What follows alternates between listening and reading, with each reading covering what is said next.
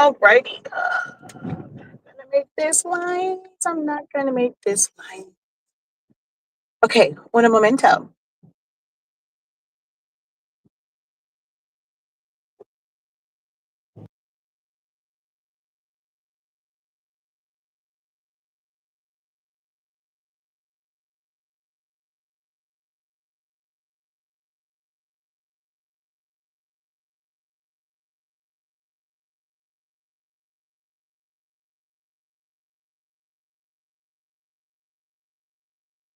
All right. We are now live everywhere. Hola, hola, hola. Incredible greetings, everyone. Incredible greetings. How is everyone doing today? On my way back from a doctor's appointment. I figured I'd have this discussion on my way home. As soon as I get home, I have work to do. So let's talk about it. So as you guys come in, drop a hey, how you doing? Let me know where you are watching from. Let me know what you do in the creative space, the craft space, whichever way you choose to describe it. Actually, speaking of which, how many people here describe, even if you're watching the playback of this, if you're watching this and you come across this, do you describe what you do as like crafting, and that you have a craft business? How do you define what it is that you do?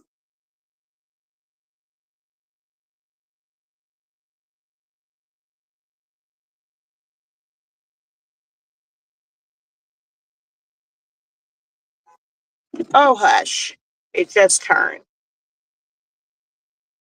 Hello, hello, hello.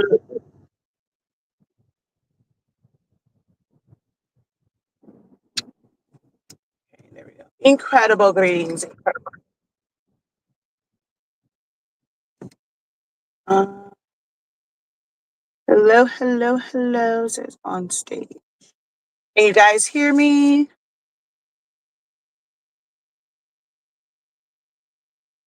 Because my Waze is on, so I want to make sure that you guys can hear me and it's not interfering with it. Let me know if you guys can hear me or not.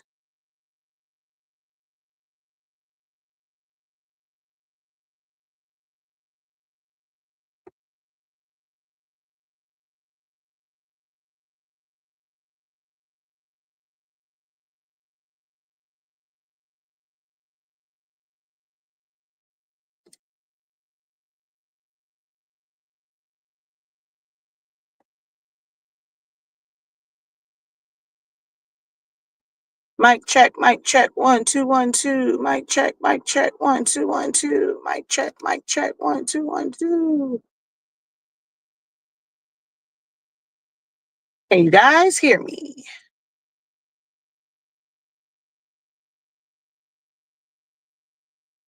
Anybody out there? Anybody out there? Anybody? I don't know if my audio is working because my Waze is on. So let me know if you guys can hear me or not before I just kind of go into my little spiel about this whole import thing.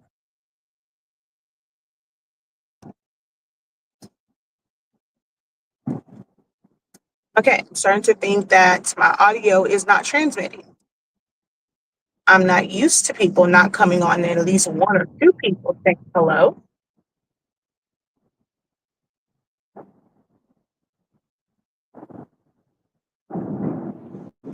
Lady, why are you telling me to go to Opa-locka? Where are you taking me to? Hold on. Obviously, this cannot be going to my house.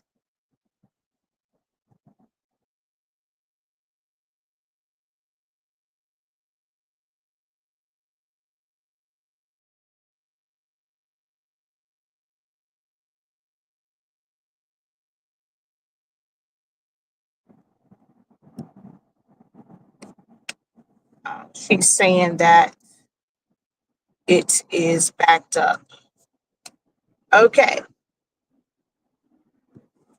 let's see. Is it really backed up? Or are you telling me to get off on Opa-locka Boulevard?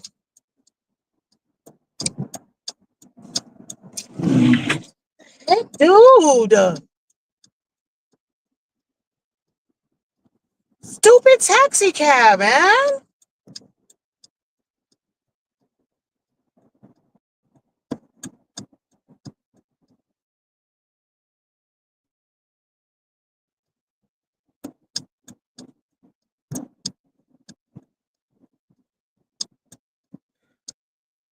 He driving like this, like he don't know where he's going. He don't know where he's supposed to get off at. He's just cutting across.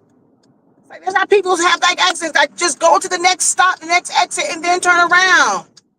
Even that drives like that, he's all like this, trying to look at the signs because he don't know where he's going.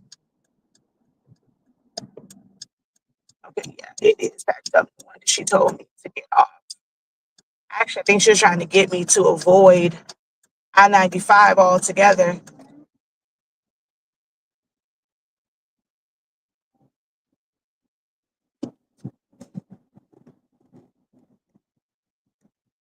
Okay, so I can see and hear you. All right, so y'all just don't want to talk to me today. Hello. Hello. Drop a hello. Hey, how you doing in the chat?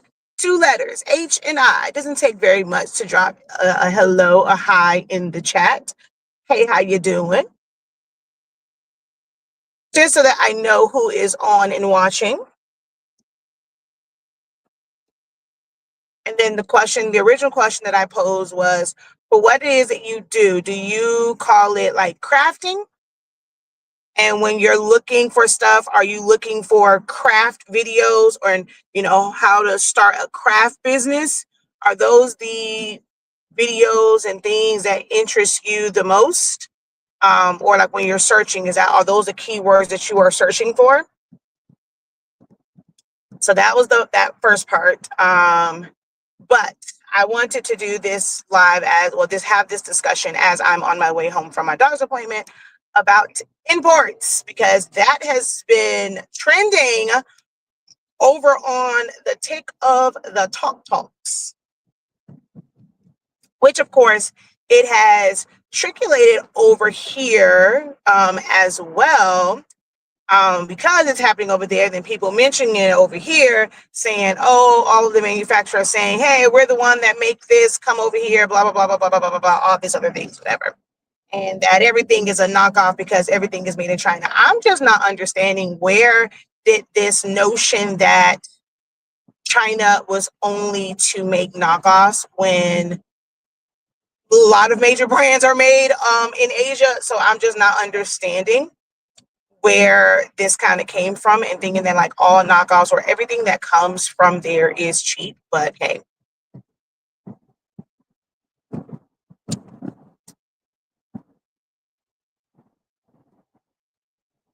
Okay, so you're always looking for crafting and silhouette and DTF, okay? And hello, incredible.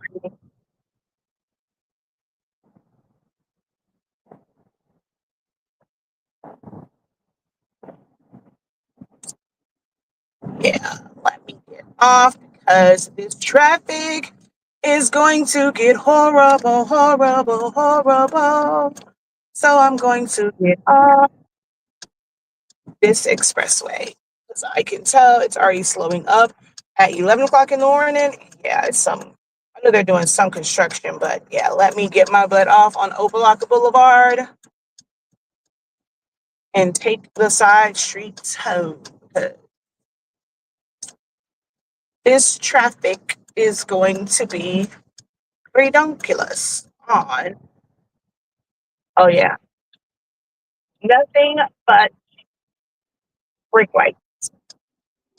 Thank goodness for Waze. Thank goodness for Waze, because it's nothing but brake lights.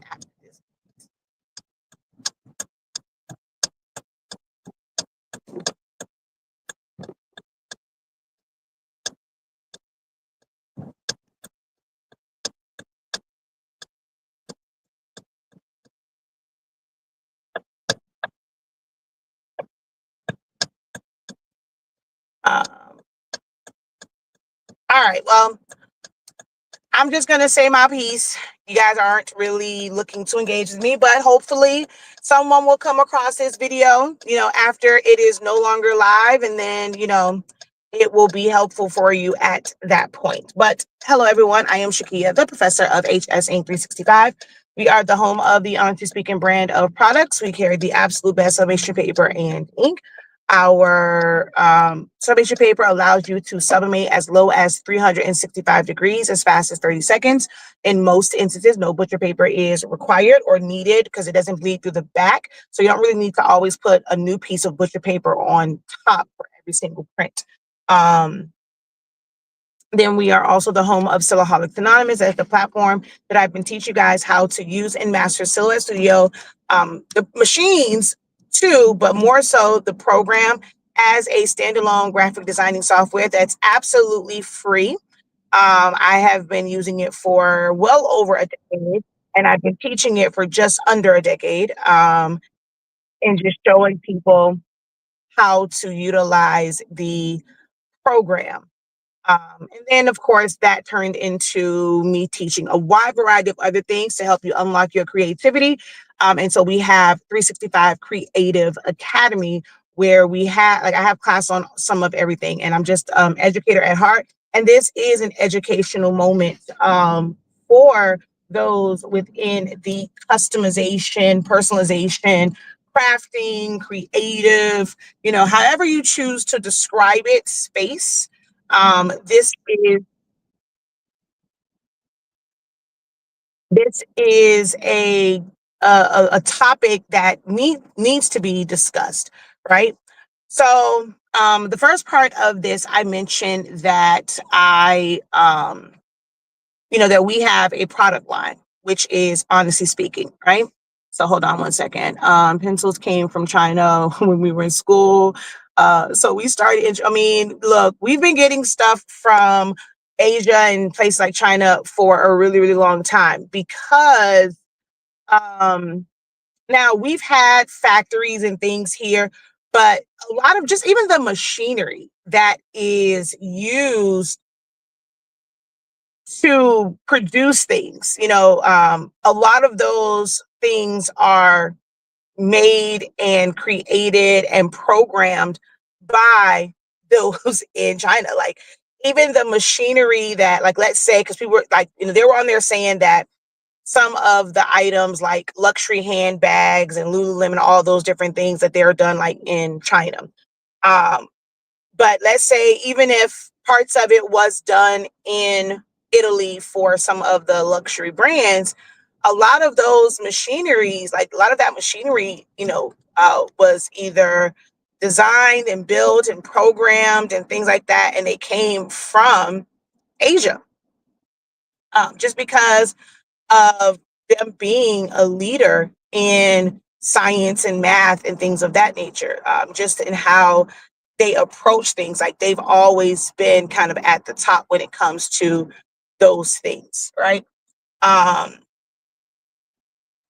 So a lot of things, originate from machinery and things that were produced and manufactured in China.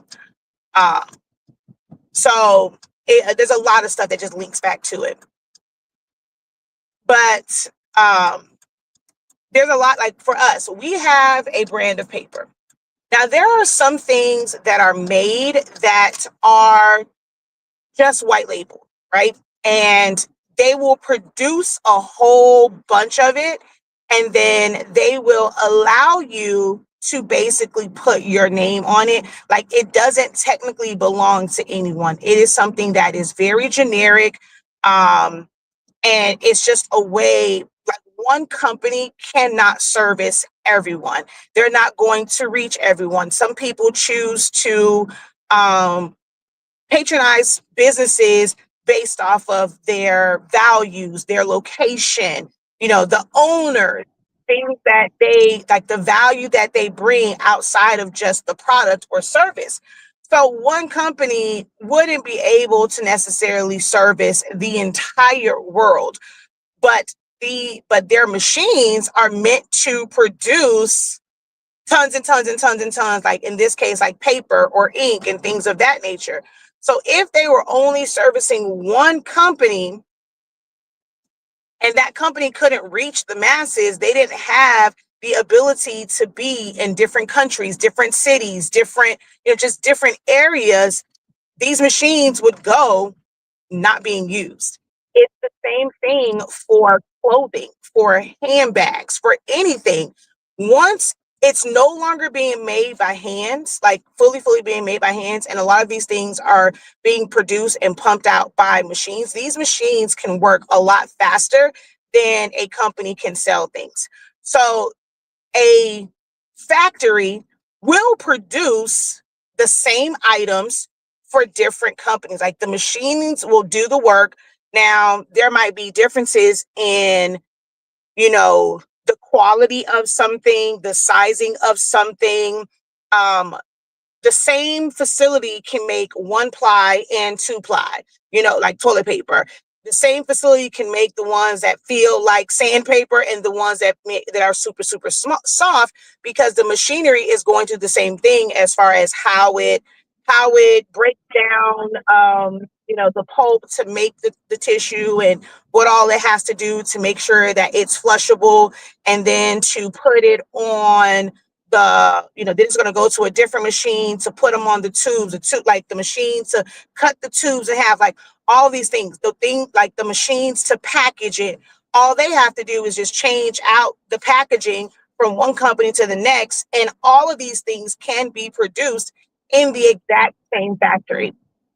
And that is basically what they are showing right now, is that a lot of these things are being made in the same factories, but it doesn't mean that it's the same quality. So those in China, like what you end up with a lot of like true knockoffs is because they have the ability to make the items, they have like the schematics, they have the plans, they have like all of these different things. When they are not purchasing the branded item, they can make them at a lower cost. Hold on, I'm going to turn this off because she's going to keep going.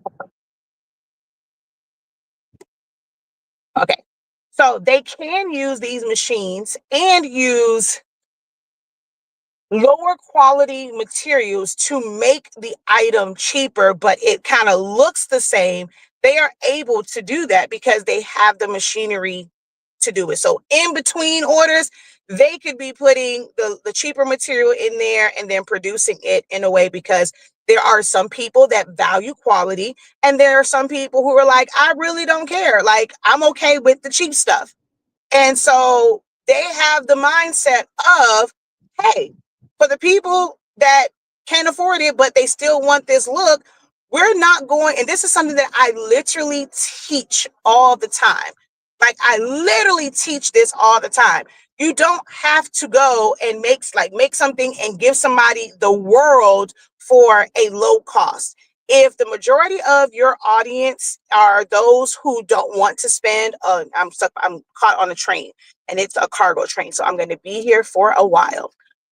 If the majority of your customers are those who don't want to spend a lot of money, you can't then go and be like, oh, well, my company is quality and we only use the best of the best. Well, you can use the best of the best, but if your client does not value the best of the best and they just want the look of something, they don't really care if it's quality, if it's cheap, or they probably care, but they don't want to pay for it. You don't give them your best when they want to give you peanuts. They want to give you pennies. So because they have these machines that will probably sit dormant waiting for these companies to put in the next order, they're able to make things that are similar, but a lower quality. So just because it's made in the same facilities doesn't make the actual like branded one a knockoff or make it less than the other stuff that they make that might be like cheaper. It's just a different quality.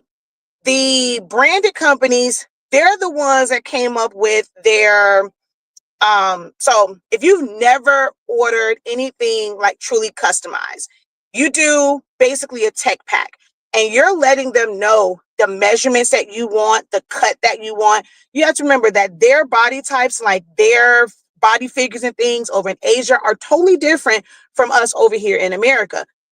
Their sizing, right? They don't use the same metric system that we use for sizing. So you have to give them the exact measurements, the exact lengths that you want. Like, so it's not just, oh, they're just making some random stuff and just throwing a label on it.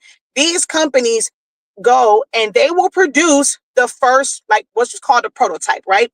They're going to produce the first one. A lot of the times that is made and created by someone that's going to sew it. They're going to have the pattern, this and the third.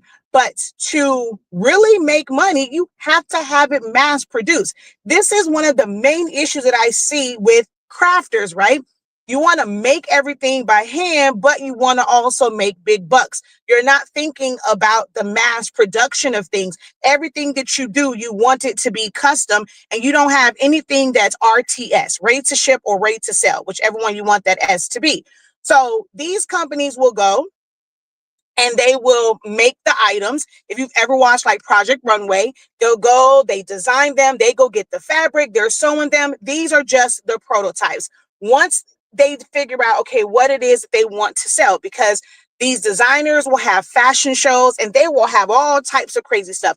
Depending on what gets like the most traction and what they think will actually sell, they'll go into mass production and they're going to send all of the exact measurements. They're going to tell them exactly what type of material that I want. Do I want, and like even with leather, there's like different qualities of leather. When it comes to cottons, when it comes to any of these fabrics, there's different levels, there's different qualities of them. Some are very thin, some are thicker. This is like when it comes to sheets and now, what's your thread count and things of that nature. There are different qualities to it. The type of thread that they use, the way that it's stitched together. Is it a closer stitch that's going to take more time, or is it a looser stitch where it's going to look the same, but it's going to be, we're going to be able to pump these out a lot faster, which also means it may not last as long because the stitching is looser. There's so many different components. So people are sitting here thinking, oh, well, I'm going to go straight to this person, straight to this company. I'm going to get this same quality. They cannot. If you are not, if the order is not coming from that company, they're not supposed to give you that exact same product, because there are laws. If you are caught bringing counterfeits, the U.S. is a little bit more lax, but there are some countries, if you are caught with counterfeits, baby, you are going to jail. Do not pass go, do not collect $200. You are going straight to jail, okay? In the U.S., because so much comes through the ports, they will open up some things, but it's like sometimes some stuff does get like across, and then some people will mix it in with other items. And if you kind of know somebody that knows somebody, you got the hookup at the port, there's ways, and you end up having to pay more money to kind of not have your things flagged, because they're not checking every single thing because they don't have enough staff and enough manpower to check every single box that there is. But if you have like multiples, they are going to go through a lot of those things, and it goes through different checks. And if it is found that there are counterfeit items, and it to them it looks like, okay, you're bringing these in to sell them, they will confiscate them. They will destroy them. You do not get your money back. You cannot go to that company and say, hey, I didn't receive my my shipment. Hey, that's U.S. You still have to abide by the trademark laws here. Those companies still own the IP to how it's made, the insignias on it, the logos on it. So just kind of having those and being like, okay, well, I'm going to cut out the middleman. I'm just going to go straight to X, Y, and Z. That doesn't really help you, because one, it's going to take you're not going to meet the minimum order quantity to actually order these things, to get them at these prices that y'all see them on TikTok saying, oh, it only costs $5, $10, whatever. You're not going to order enough to get it at that price. That's not a one-off. That's not going into the store and just ordering this.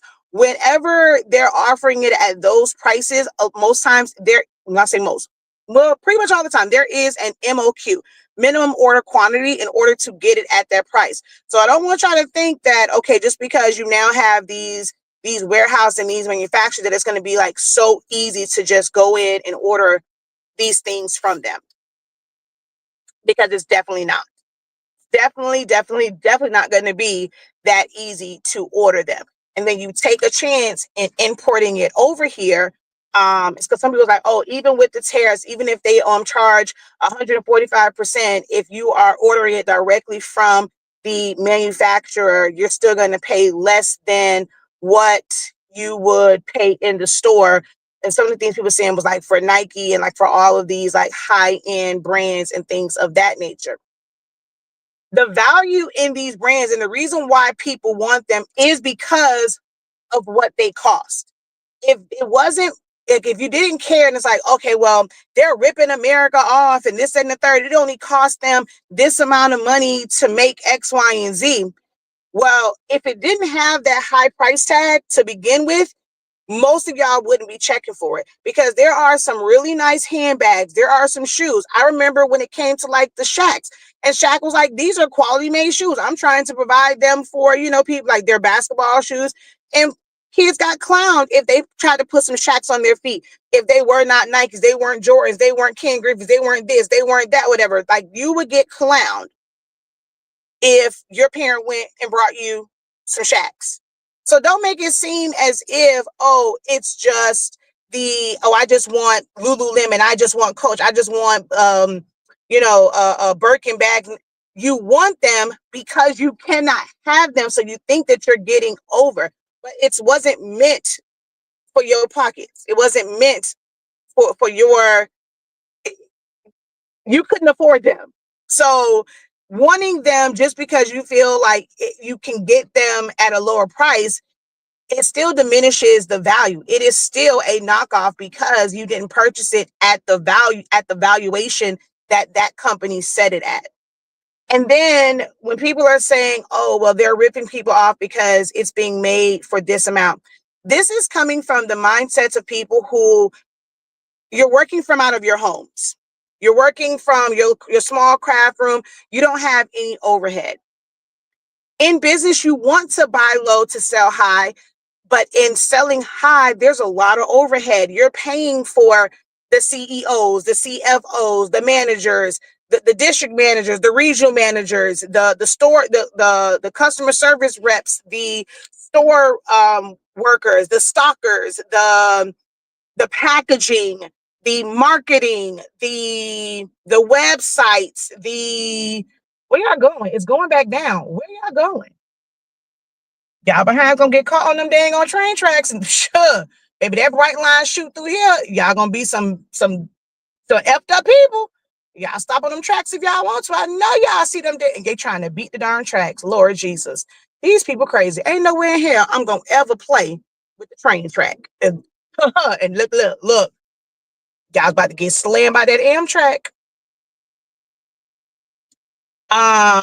They trying to beat the things going down. But what was I saying? But there's a lot to business. So we can't go and make it seem like they're trying to rip off America, because their product wasn't made for all of America. It wasn't made for all of the world. And then some people want to go and say that, like, I guess some companies said they didn't want certain ethnicities or certain people to purchase like their items. And y'all have to be okay with that. Like, if their product is meant to be a certain status quo. I literally taught this on day one of my creative business accelerator program. And they came in thinking mindset was going to be one thing.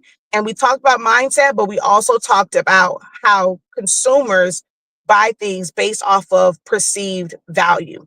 And what are some of the core determining factors that play a part in someone's buying decisions? Literally, day one, I went over this. And it's so crazy that not even like a month later, all of this is kind of like coming up. Because these companies, and there are some people there's affordable stuff out there, but to them, I have worked too hard. I am of a certain status. I wouldn't be caught dead in a purse that costs $50 because to them, that doesn't match up with their status. So for them, they want to have the $10,000 bag because they're like, look, if I'm making this kind of money, how can I show and prove to people that I'm making this kind of money? Some people, that is their mindset. Y'all, some of y'all were sucked in by people in this industry that had a vanity metric and they wanted to go and just show all of these fancy brands and name brand things and this, that, and the third. And that was their way to prove that they were making the money that they said they were. Oh, well, if I can afford this, that has to let you know that I am making this money. So therefore, you should listen to me. You should take my classes because you can get it too. Like there are people that are like that. And they're not going to spend money on anything that is reasonably priced because that doesn't match their status. You're not on that level. So no, those items were not made for you in your pockets. They were made for people who had a certain amount of disposable income, disposable funds that they didn't mind spending on whoever, where, whatever. And it's like to say that these companies are trying to get over on Americans. No, Americans are always trying to live outside of their means. They're always trying to impress people because if that was the case, you would be satisfied with a regular bag. You would be satisfied with any tights. You would be satisfied with any pair of sneakers. Hey, it goes on your feet. It goes on your feet. It covers your body. It holds the same receipts, but you want that status. You want the thing that show, like you want the name that has value to it. So whether you get it directly from that person or not, you're wanting what that name brings, but not wanting to pay the price. At the end of the day, it's still a knockoff. It is still a knockoff at the end of the day. Actually, what am I doing? I was already on 22nd. Now I'm about to go to 17th. I'm gonna have to go backwards. I should have stayed where I was at. I don't know why I thought I was on 27th. I was actually, no, I was on 27th or 22nd? I think I was on 22nd. No, that was 27th. Okay, no, I was right. Okay, this is 22nd. Okay. Um, exactly. Just like Walmart, when it comes to their great value brand, it's corn. It's like, where they're sourcing it from or how they're packaging it. It's different variables that will affect why Walmart charges what they charge for theirs. The blank spot recommended you. Your energy is genuine. I'm looking to scale my craft as a beginner. So I will tell you, I'll say this, right? So that's kind of an oxymoron to say I'm wanting to scale my craft as a beginner. You need to learn your craft. You need to perfect it to turn it, like if you're trying to, basically become a business. And then once you kind of go, you start your business, you start to grow your business, then you can scale. But for me, when someone says that, I think it sets up unrealistic expectations if I just kind of entertain that and just say, okay, yep, I can help you scale as a beginner. I can help you learn. I can help you grow. I can help you master your skills, depending on what it is that you want to do. But to scaling means that you're looking to be more efficient in what you're doing. So that's might be outsourcing. That's getting better. That's getting more efficient equipment. That is getting staff. That is like really, really building. And that's not something that a lot of people are able to really wrap their heads around as a beginner because it's going to be overwhelming. But I am someone that can help you get things in order for you to actually grow.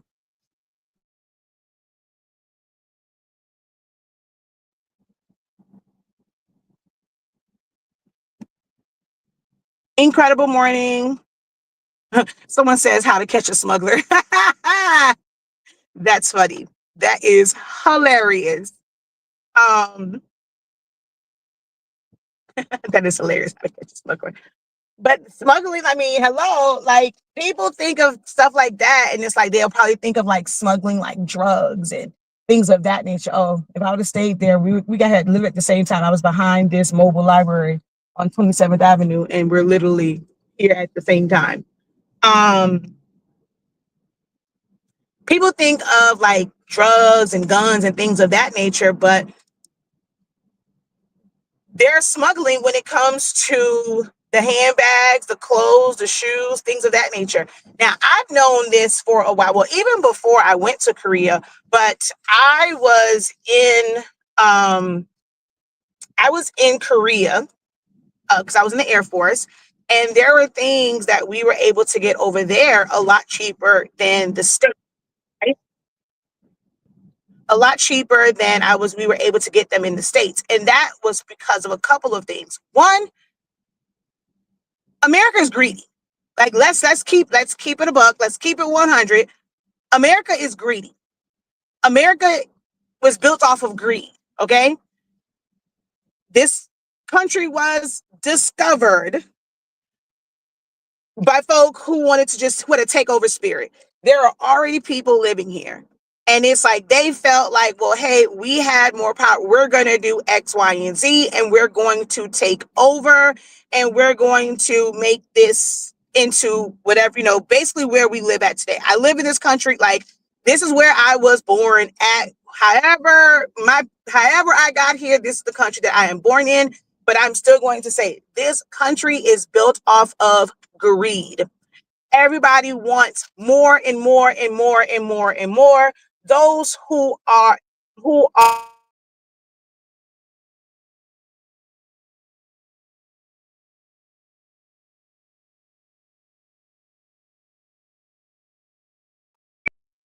then their children can spend in a lifetime. Their grandchildren can spend in a lifetime.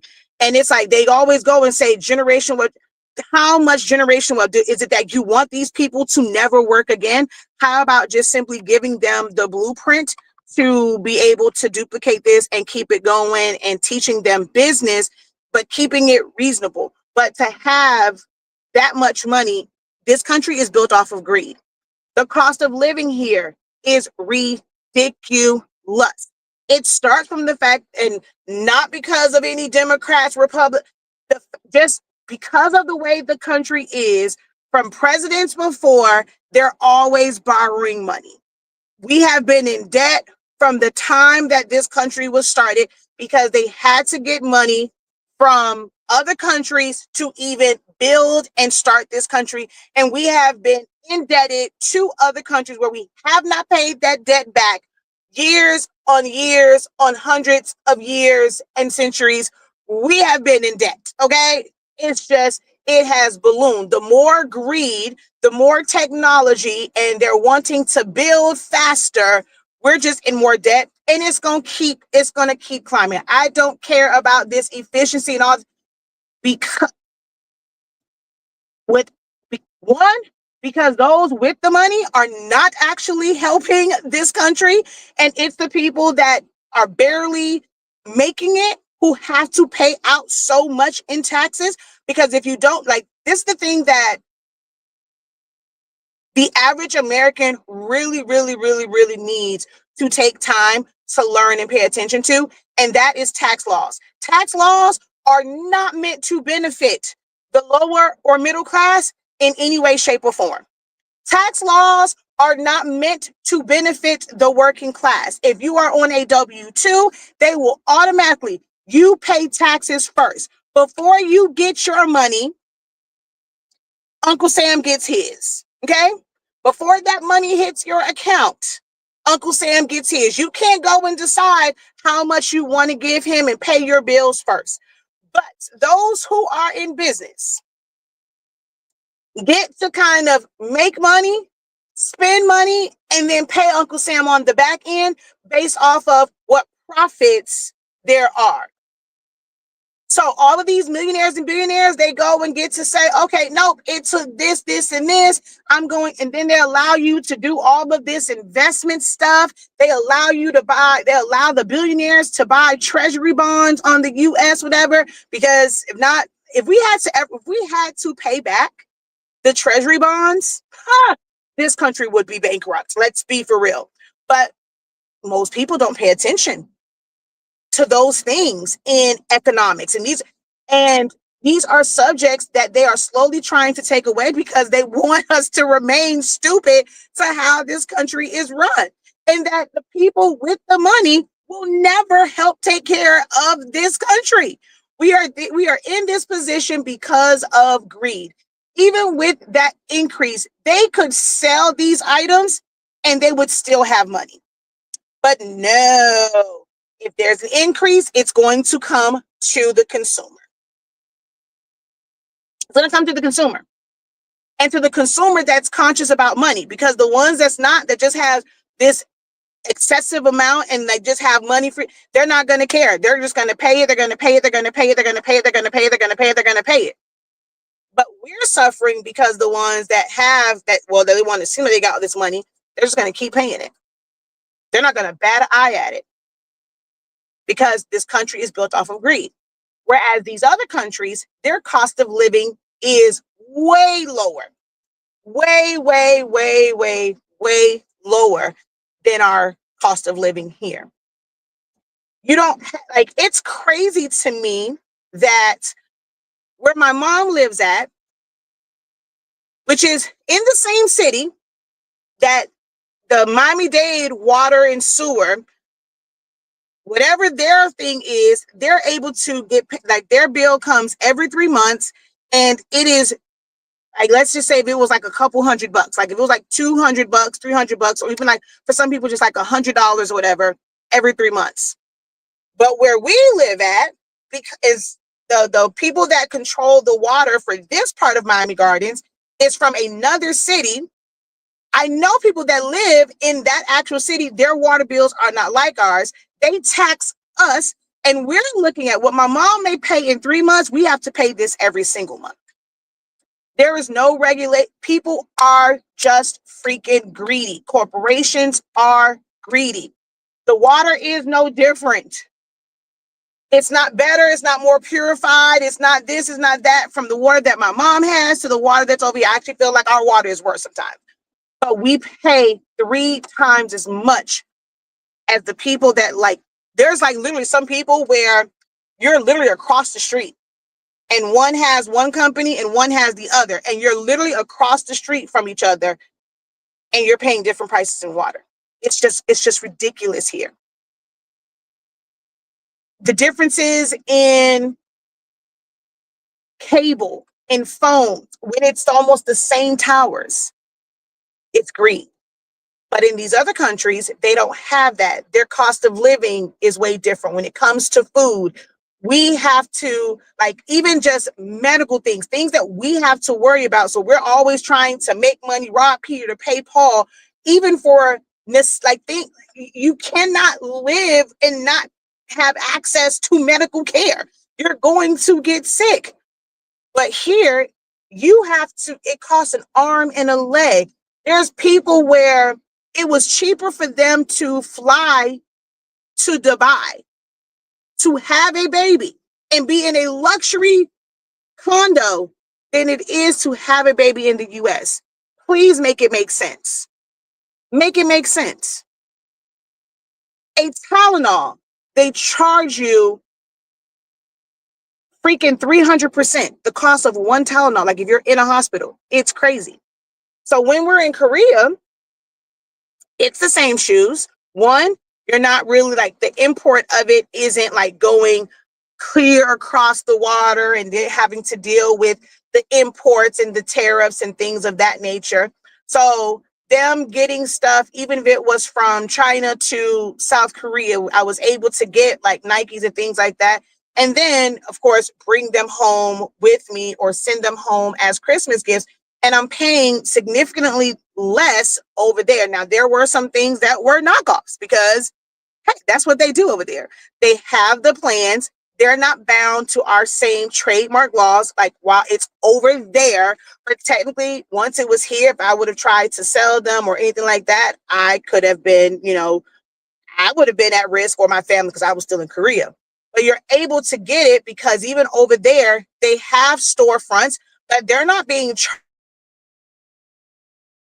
charged the same leasing rates. And, I worked at DirecTV on the commercial side, and the amount of money that they charge a business, even if you had an at-home business, your rates are still different. If they can tell that that area is for business, your rates are different than in your home. And it's the exact same internet, the exact same cable, but they charge you more as a business than if it was residential. But they're not doing that to them over there in these countries. So their overhead costs are low. They're able to sell you these things at a much lower cost. But it's a lot of places where it was outside. Like they're not worried about being in air conditioner all day long to sell. Those people were hustlers. A lot of these shops were like outdoor type shop. Like they have to open up all the stuff, but for the most part, it was outdoors. They had fans, but them people were out there hustling. Here, Americans want it so easy. This is why everybody wants to get into digital. Everybody wants to sell from Facebook and social media. No one wants to actually get out and talk to people and get the sales. You want to do it the easy way. Our country is lazy. Our country is built off of doing things the easy way or lazy way, and it's built off of greed. Where other countries, they're not. Here, we rather have areas that's going to make money, like from consumers, building up hotels and resorts and an expensive apartment building. And they're not going to go factories. We used to have a bunch of factories. Look at how many factories shut down. Because that's not guaranteed money. Like to them, that's a liability. You have all these people that you have to pay for. You have like all this payroll and all like the big payroll that you have to do, the maintenance on these buildings and this, that, and the third, like on the machines. These are still foreign machines. So getting the parts from overseas, you have to pay for technicians. To them, having a factory was a liability. But it also affects the quality of air. People in Asia were walking around, like they walk around in masks in certain areas all the time because, yeah, their air is kind of polluted because they are full of factories. So it's like, what do you want? Do you want our country to be filled with factories where you have, like, imagine what we went through for COVID, that being your life every single day because it's a bunch of factories. Our country would never go for that. So for the current president to think that you're going to bring things stateside, there are so many just plastic bottles being made. It's not going to happen here.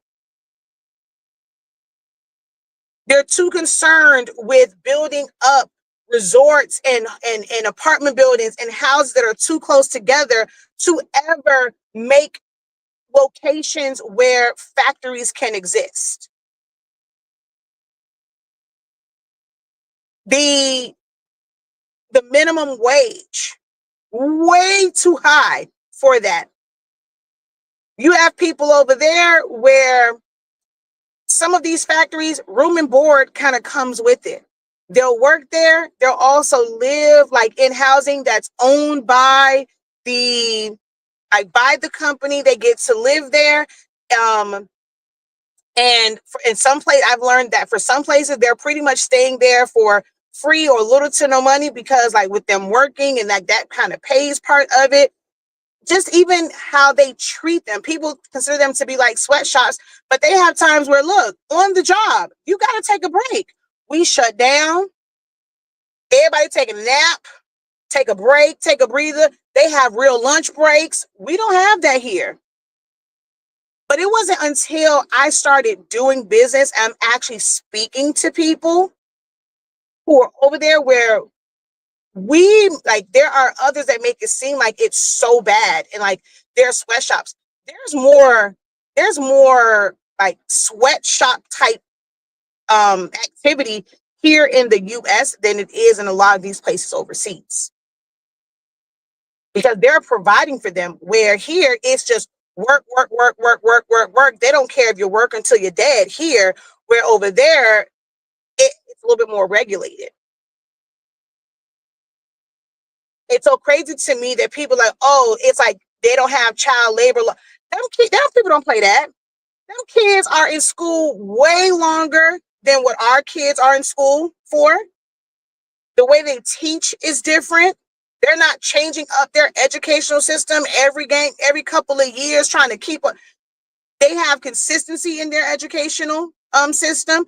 They not making them kids go and like work at freaking 12 years old like some people think that it is. But here they're trying to change the child labor laws to where, oh, you can work an overnight job. You're still in high school. They don't even care about that, to where they want it to be where it's not illegal for a job to make a child work overnight, to where they can increase the number of hours that they can work. And basically they're saying schooling and education is not important. The fact that that is even a question here is the problem, not what's happening overseas. Everyone keeps saying that they're taking advantage of us. No, this country is taking advantage of itself.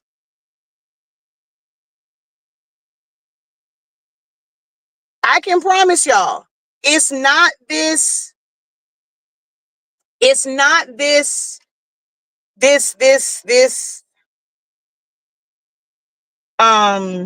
what's what I'm looking for?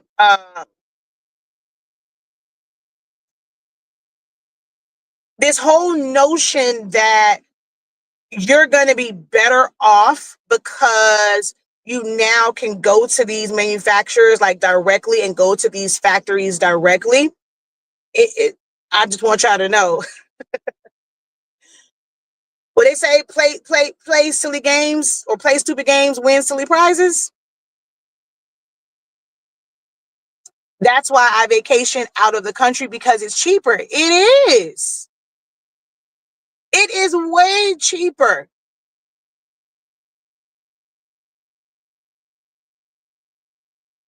Built off of greed and consumer ignorance. The bad clothes you used to get in Korea. Yeah. It's bad. Like, these tariffs are bad because there's so many things that come from Asia. Like, even things that are bottled here, like let's say water, those bottles a lot of the times are not made in the US. Like, they will go and buy boxes and pallets and skids of bottles that are made in large plants overseas, where that bottle is made over there and then it'll just be bottled. That's why you have to be very, like, you really have to pay attention to how some things are worded on certain things. Bottled in the US or bottled in, they says like it's spring water, things like that, doesn't mean that it is like everything is done like within the US. Those machines could still be Asian made or Chinese made machines. We rely on so much from other countries. China being one of the biggest manufacturers, because as much as their cost of living, they really don't give a damn about their air quality in certain areas. But it's also not all over their country. There are certain areas where it's like that's all that's taking place here, is some sort of manufacturing. Then they're not greedy in they're trying to do everything. You will have some factories that will, I'll just say, like, okay, let's say ink, right? The different types of ink. You have some companies and some factories where they're going to have all the machinery to actually produce the ink and do what it takes to, to make summation inks. There's a certain process for that, to make dye inks. And they're going to put them in large drums. They're going to then sell those large drums to another company. And that company has a bunch of machines in their factory, in their warehouse, that's just for bottling and labeling. That's it. So they're going to take these drums of ink that they purchased from a factory that produced the ink. They're going to load these drums in, and there's going to be siphoning that goes, and it's going to go through this process, and it's going to fill up these bottles of ink, and it's going to seal it. And then with these bottles of ink, they're going to take a whole box of them, and it's for this company. We're going to have your labels, and we're going to have the labels put on this. We're going to have the labels put on that. We're going to have the labels. That is literally how they operate. That's how they operate. And they have a minimum order quantity, which is called an MOQ.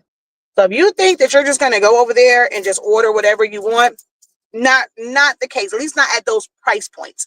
They do have it where you can order samples, but when you order samples, it costs you a whole lot more.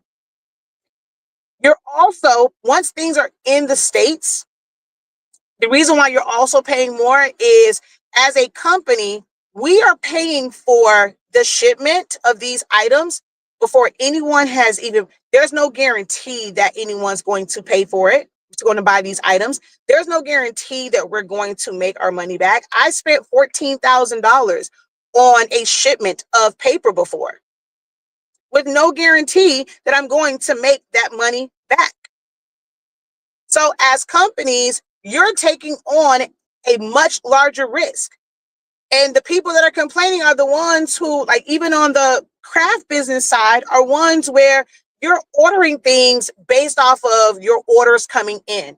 Oh, I'm not ordering nothing until I get the money or whatever. Like, that's how some of y'all want to operate, but we know it's not how y'all operate, because then y'all be in the groups complaining, oh, I did all this work and they didn't want to pay.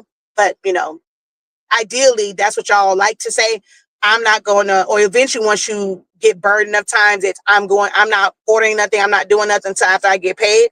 Where you have larger companies where they are taking on that risk, and they are buying they are buying the supplies, they are buying the equipment, they are buying all the materials, packing things like the poly mailers, the bubble wrap, the tape, this, and there's no guarantee that they're going to make a sale.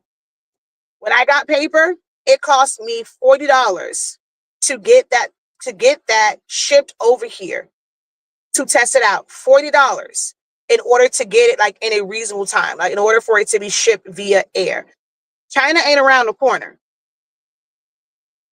So having things shipped over here, even a small pack of paper, $40 for shipping and to deal with customs.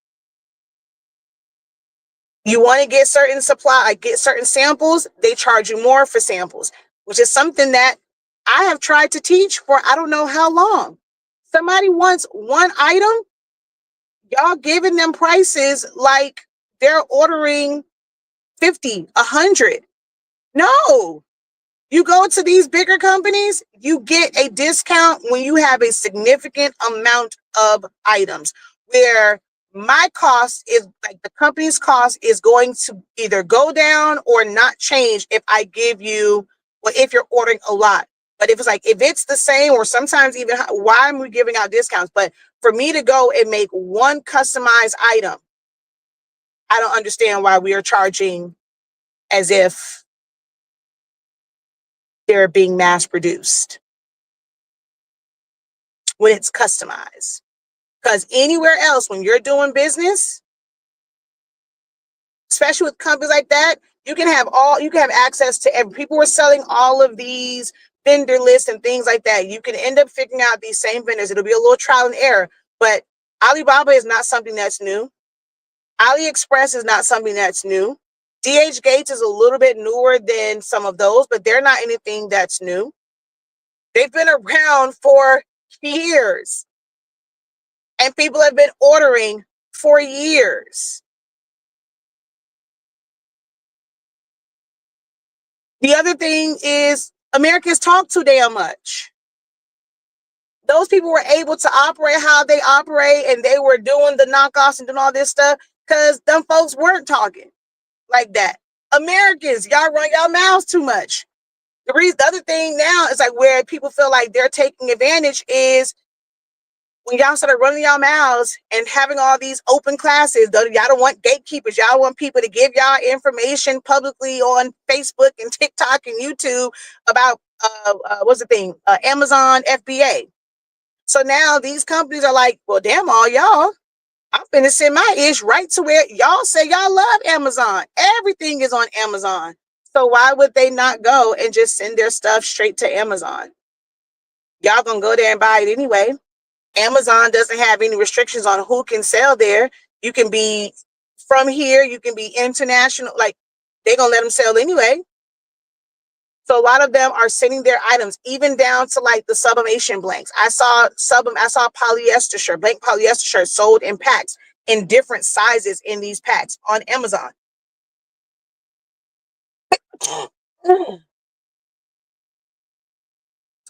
The only things like they won't be able to sell on there would be like the bags.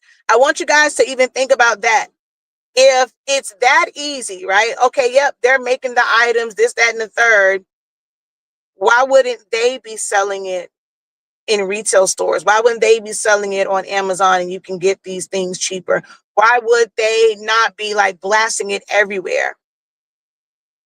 Because they can't, at least not in this country or anywhere else that these items are branded and trademarked in. They cannot just openly just sell it here.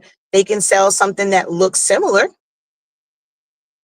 It ain't gonna actually say that brand name in it, but the style, I've seen some stuff where it looks just like a certain bag, but it doesn't have the insignias on it. So it don't have the branding and stuff on it. But the shape of it looks just like that popular brand because they have the specs on it. They know exactly how it should be sewn, how it should be put together. So they're going to make it. But y'all don't want that one that doesn't have the name. It's still the name. So stop fooling yourselves into thinking, oh, just because you know the manufacturer, it's going to make your life so much easier. Oh, now you're going to have the latest and greatest for a lower cost, because it don't work that way. It don't work that way. I promise y'all it don't. From somebody that has purchased things because I was in Korea and just kind of seeing how things like operate. And then now as a business owner who has to deal with imports, it ain't what y'all think it is. Don't let TikTok have y'all thinking that y'all about to get over on the system, that you found a loophole. One, the president also took away de minimis. And so there is no more duty free on things that are $800 or less. That is not the case, because in his first sets of executive orders, he did away with that. Mind you, which is funny to me because it was $200 originally until a certain somebody became president and he changed it to $800, making that ceiling a lot higher. I wonder who that benefited to where he made it where it was $800. Now, all of a sudden, 4 years later, well, I think he did that at the beginning of his term. So basically 8 years later, you're now wanting to take it away completely. I found that to be quite hilarious, that he is the one that raised it to $800 because it was only $200. And now you got a problem with this, sir, to where you took it away completely. You didn't even like lower it back to like, okay, only things less than $100. Take it back to 200. You completely did away with it. Please make it make sense. But this is things that you guys have to actually read on. You have to get more information on. You have to educate yourself. Is it sexy information? No, not really. Reading all of these things, listening to videos about these things, is it sexy? Absolutely not. I know it's the stuff that you don't. So either you're going to just find the information and listen to it, and take notes and truly process and understand, or you're going to have to end up spending money for someone to break it down to you. And there's nothing wrong with somebody charging you money for something that you're not trying to do yourself. The information is out there. How much do you really, really want that knowledge? How much do you really want the knowledge?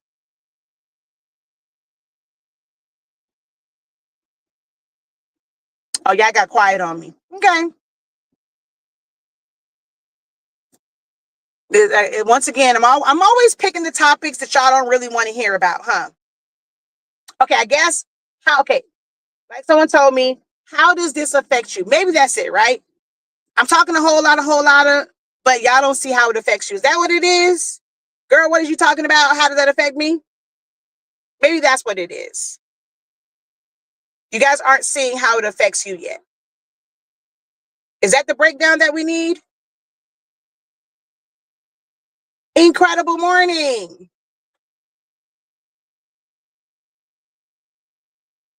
Why won't you get off my screen? I don't want you. I did not mean to share that. I'm so sorry, y'all, because I do not recommend StreamYard. But they have this stupid thing on here, and I cannot get this share your referral link off of my screen.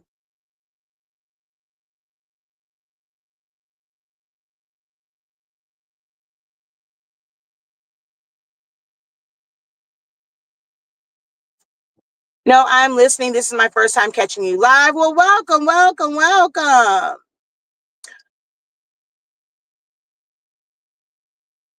I see. I hate this new way they have this, where I have to keep hitting add to stage. I see how it affects us. I don't buy designer stuff. I live within my means. But it's not just, I mean, some people are saying like designer, but even for like craft stuff, right? A lot of, if you go and look at a lot of the things that you use on a daily basis, technically, there is a shop, there is a factory, there is a distributor, there's a manufacturer, however you want to say it, where you could get some of the things that you use every single like week. I'm gonna say every single day, every week, every month within your business that you can get directly from overseas. That's how most of us operate.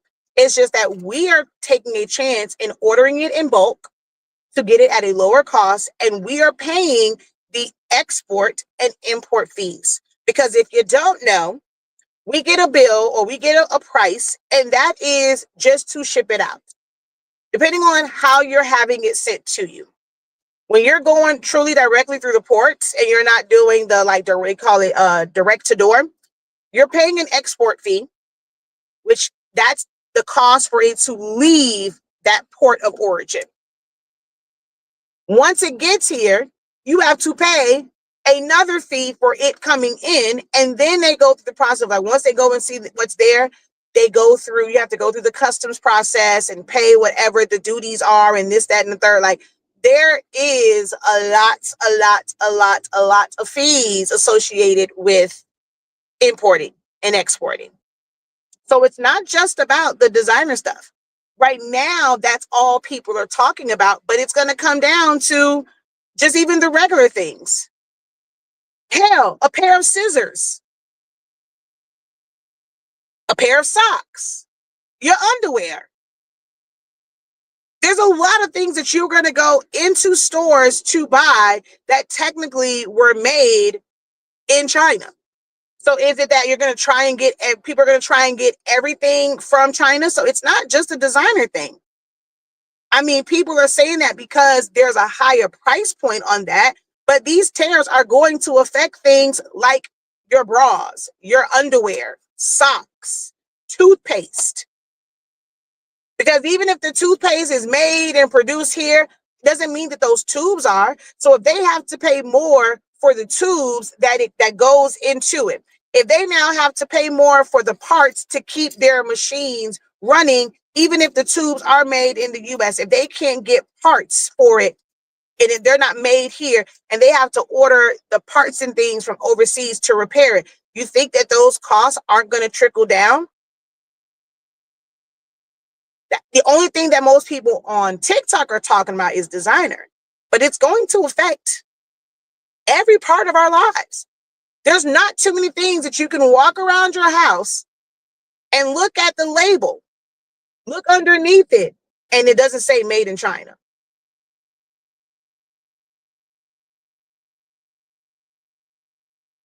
So it's going to affect you.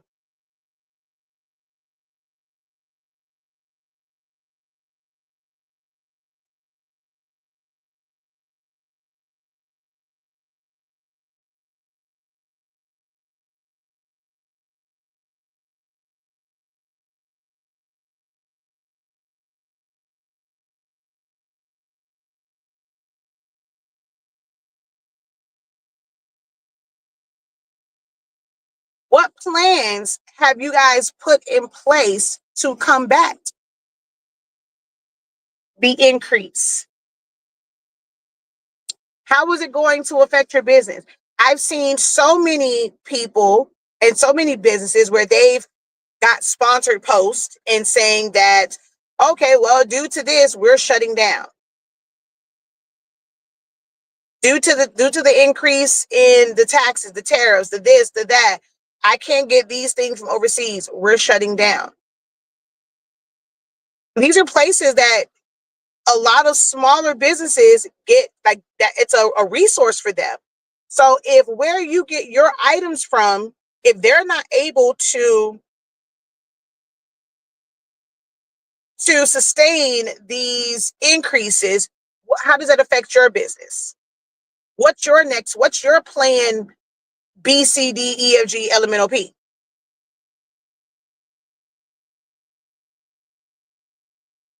Should you be looking into going directly to these companies to import from overseas? Maybe, but I can tell you that it's not like just picking a name out of a hat, because just like with anything else, there are a lot of companies over there that don't use quality. Look at something as simple as the heat tape. Every day in groups that talk, like that are centered around sublimation or any type of heat application, you have people who are like, oh my God, what happened? I used this heat tape and it left yellow marks, because it's a cheaper tape. It might work for, if someone's doing something at like a lower temp, holding it in place. If you're doing like vinyl, that's only at 300 degrees. To 300, I mean, up to like 325, 300, 325, right? But now pressing sublimation for 60 seconds at 400 degrees, which most people don't actually temp their heat presses, and they're probably actually over 400 degrees, you're getting these yellow marks because the heat is too high. You're pressing it for too long. And then you have ones like for us where we tested out a bunch of them before we put our name or, sold it on our site, to where we have tape that we know works at a higher temperature. So it's not as easy as just, okay, well, this company says they have heat tape. You're going to get that. But what if it doesn't work? You end up having to order, and it takes a long time. China is not around the corner. Companies get things, that's the point I was making. Companies get things here for you to be able to order them. They be shipped out within a couple of days. Couple of days later with with post office or UPS or FedEx, you get them, let's say within like a week or so. Ordering from China, unless you want to pay for air freight, which will cost you a whole, if y'all complain about the shipping rates already, I know y'all are not ready for how much that shipping. The sample pack of paper was single digits, but I paid $40 in shipping.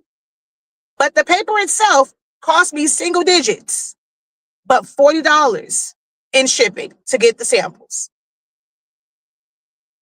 When it comes from China, it has to come, and on boats, they are slow.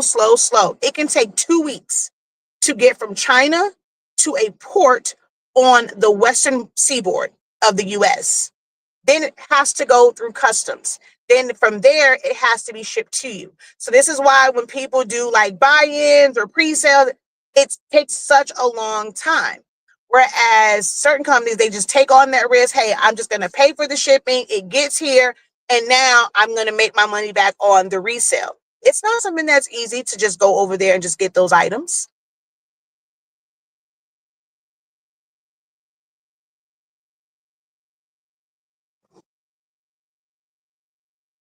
I just pay more for my shipping for my fans than the fans itself. Exactly.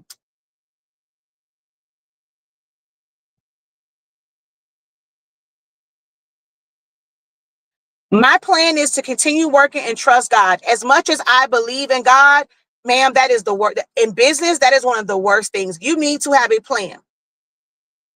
You want trusting in God. I mean, it's something that you want to do, but you want to trust that he's going to give you the resources and he's going to make sure that the right resources come your way, right? He's going to put the information in your path and that he's giving you the ability. You know, he's blessed you with a mind to where you can process that information. But continue working and trusting in God and not having a plan is one of the quickest ways to not succeed. Because you have to have a plan. We cannot allow people to rent space in our head over what we have no control, what we do not have control over. There's not people renting space in your head over what you don't have control over the tariffs. This is true, but you definitely have control over how you move, how you operate, making a plan. If it's a matter of understanding where the biggest impact is going to be at in your business, if you have to scale back on that, if you have to increase prices,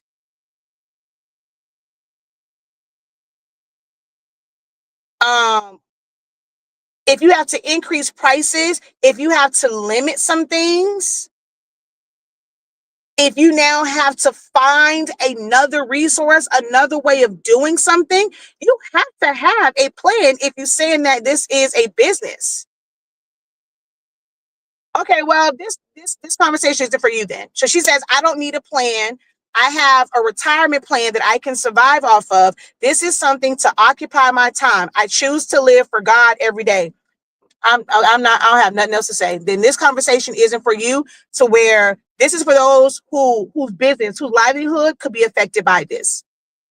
Yes, because faith without works is dead. Yeah, you got to still put in the work. This business is This business is not my life. This business is a secondary. Hey, however you feel, child. Kimberly, I hear you. I have both. I have both my pension and Social Security. I do this for tax breaks because I make too much. Okay. Even if you guys are doing this for those reasons, like, it's still going to come to a point where we're not talking 10, 15%. We're talking 145. Do you even know for your business how much of the supplies that you use come from this country? Even if it's there is paper where it is purchased in bulk from overseas. So now, if this paper goes up because it's now being hit with 145% tax, how does that affect your pricing to your customers? How does this affect your secondary income? Even if you're using it for tax breaks, if you now have, if your prices go up so high and your customer base isn't willing to pay that, that still affects your taxes. Or for you, it's going to be, it doesn't matter how much it goes up. I'm going to stay at this price because I don't care if I go from making 30% profit to only 10% profit. If your plan is, I am okay with making 10% profit where I was making 30, 40, or 50% profit, then yeah, then there is no issue for you. Because for you, it's just for tax breaks and you're only going to make a 10% profit.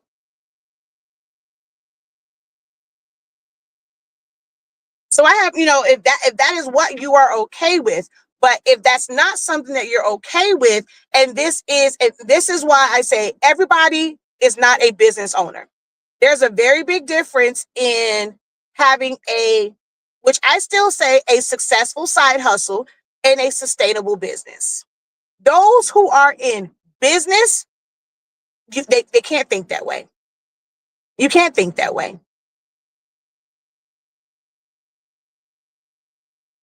Today's price, today's price is no longer today's price. Literally. Exactly.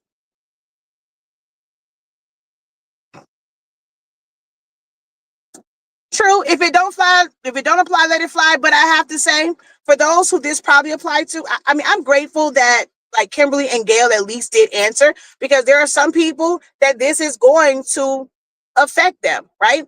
They started this business, or they started creating, they started crafting to free themselves from a 9 to 5. They wanted this to be their main source of income, and they choose not to speak up. So I can't even say anything, because those were the two people that did decide to speak up. When I asked the question, what will you do? How will this affect you? How are you planning to make adjustments? And hey, they were the ones that said, I don't plan to make any adjustments because this is secondary for me. So I can't even, I mean, I just said for me, like, I mean, if you're feeling like it's not going to affect you, there's nothing that I can say. See, my goal in this is for those who this is going to affect, how, I might have some information for you that's going to help you. But if you are somebody where you're like, I don't really care about this, hey, look, I'm just going to mind my business. I'm going to do whatever I have to do over here. If I only make $2 off of this, hey, I'm happy with making $2. Then my messaging and my live is not necessarily for them. It's the ones where, hey, I'm concerned about these things. I know that a good portion of my business is reliant on things that are imported from China. So what am I to do? How can I plan for this to where it's not going to drastically affect me, and I'm not able to, like, to play catch up? Like, I'm gonna feel like I'm drowning. But if that's not you, then, technically, this conversation isn't for those. I appreciate the comment. I appreciate the engagement, because you actually took the time to engage, but this conversation isn't really for you.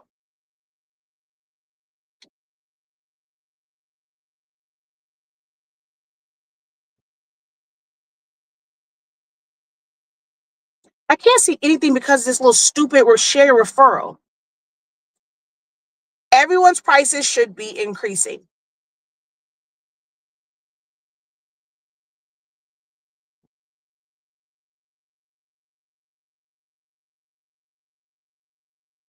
Yesterday's price is not today's price, and today's price, I agree with Shawnee. Today's price ain't even today's price. It could literally change to. I literally can remember the day when I'm like, I went into the store for eggs one day, and I'm like, I'm not gonna get them, whatever. And literally the next day, they had done lost their ever loving mind when it came to eggs. Like, what golden goose laid these eggs? What golden goose laid these eggs? Because it was that, and even chicken. Like, it costs $20. 20 to go get not even full, not even, when I say a wing, piece of wing, not even a full wing, meaning I'm finna get the drum, the flat, and the little piece that don't nobody like but me. Baby, I like that little tip part. I don't know about nobody else. I love the little tip part of a good wing. Okay. Fried too. Oh, baby, I loves that part of it. I don't leave that on in the container in the box. I likes that part. But getting 20 pieces, and I don't mean full wings, 20 sections, 10 sections of wings and some French fries. $20. $20.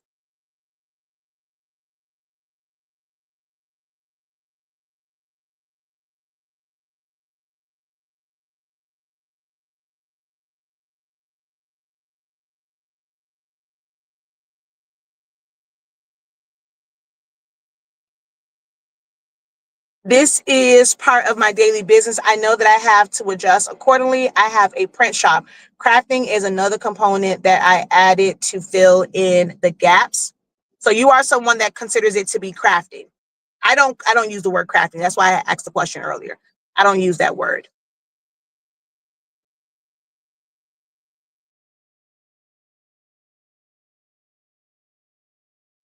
And like even for like print shop, there was someone who had just made a comment that her ink went from 300 and something to $700 for the ink for her printer. I hate to think how much this ink. Um luckily I have another set because I always have an extra set. Once I have to put that set in my printer, the moment I put it in there, I normally order two more sets.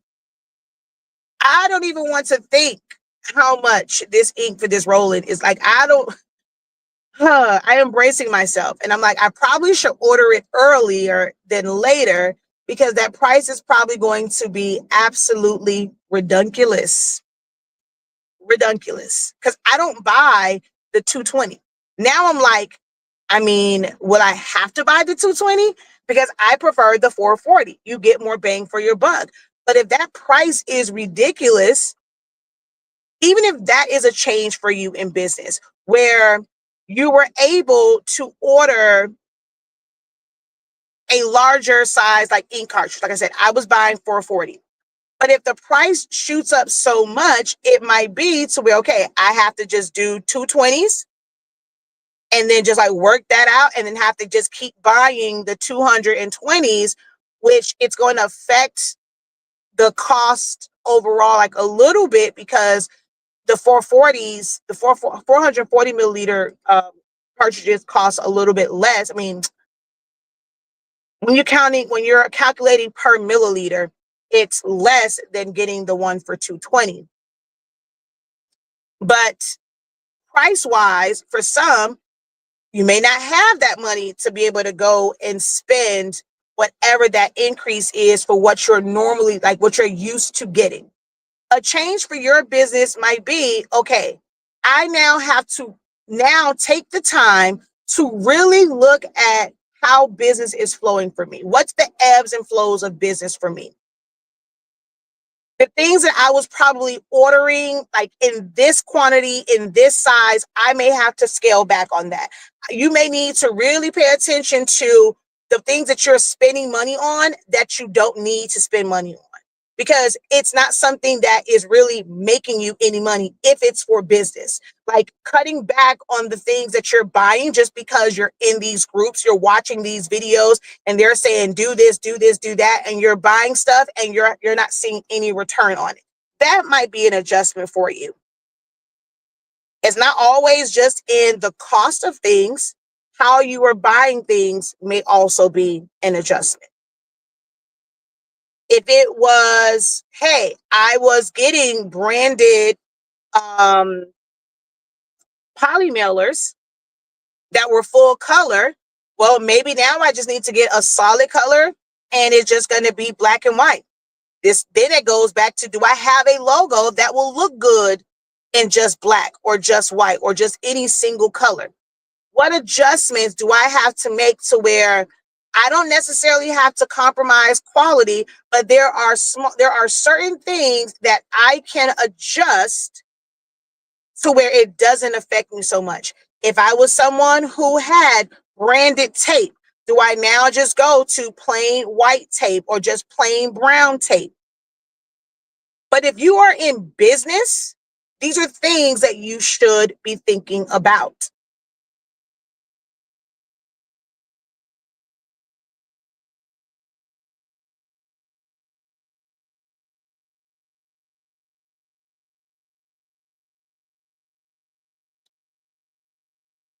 Not really. It's custom creative business. I'm about to start driving again, but I will be listening. Yes, I order extra. I mean, and like with that, right? So some people like I'm normally used to ordering extra. it might get to a point, like I said, where you may not be able to order extra. You may have to order just that one. And then, hey, when it gets closer to the time, then order another. But being able to have extras like readily available, you may not be able to do that. Like, these are things that you have to think about when it comes to your business. I'm giving up my commercial space where I have a storefront and workshop and moving it all home to our property. Some people have to end up doing that as well. I mean, because that overhead for not even just the space, like I said, I worked somewhere when I realized that for commercial, they charge more. The lights are more, even though it's on the same grid. They charge businesses more for lights. They charge you more for water. They charge you more for internet. They charge you more for cable. Like all of the utilities and things, they charge you more in a commercial space. So even just moving back home, like moving, into your home or a smaller space, this is why some people end up renting apartments, renting houses, and they'll have all that stuff set up like before they get all their like utilities and all that stuff set up beforehand, so where someone isn't coming in and seeing that there's like a business being run there. People will do it that way where they're still not in their home. They still kind of have like, it's not overtaking their workspace if they don't have like a garage or a basement or things like that. They end up making, certain adjustments because some of these brick and mortars just cost too much. So that becomes an adjustment that someone has to make. My question was just, are you thinking about the adjustments that you would have to make?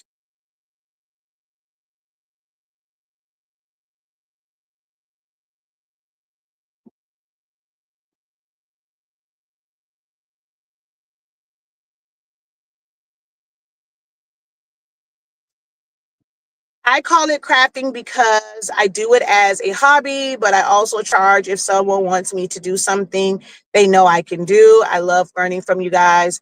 Even as like, I guess the things that when it comes to like making a shirt, it was making a shirt. I didn't call that like crafting. If I was making things for parties and events, it was, creating, well, I never really called it like favors. It was like keepsakes, decor, and things like that. Like I just never called it crafting. It's like I called the thing whatever it was that I was doing. It was weird to me coming into this space, and it was really hard for me, I guess, to find the people that could benefit from my knowledge because I wasn't calling. Like everybody just puts it all of it under like crafting. Like that was weird to me. I'm going to save over 2,000 a month. Um, and building an 800 square foot, 200 a month, and building an 800 square foot at home. So many benefits overall. Are you planning? So when it comes to what you do, were people coming to your commercial space to pick up their items, to place orders and things like that? So will you be transitioning that to where they will be coming to your home, or will you then switch like just for inquiries, it'll be more online than it is in person? And then as far as pickup, will you arrange somewhere else for them to pick up the items, or will they still be coming like just to your home?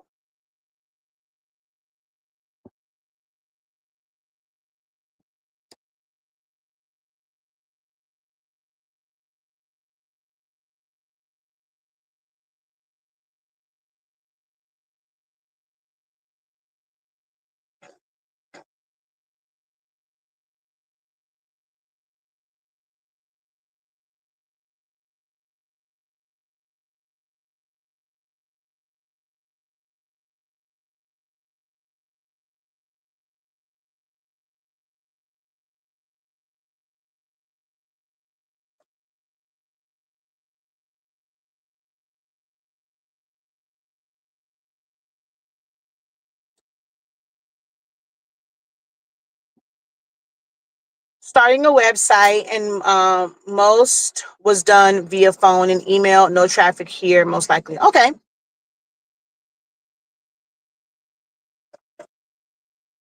So it's just more so for you, your physical location will change.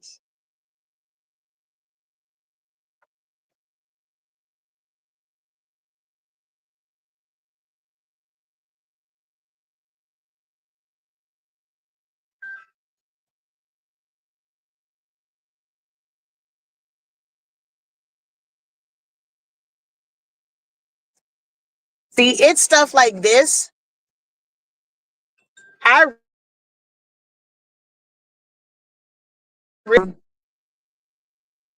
people don't pay attention to like words of things. Like on here, it says made for McDonald's USA.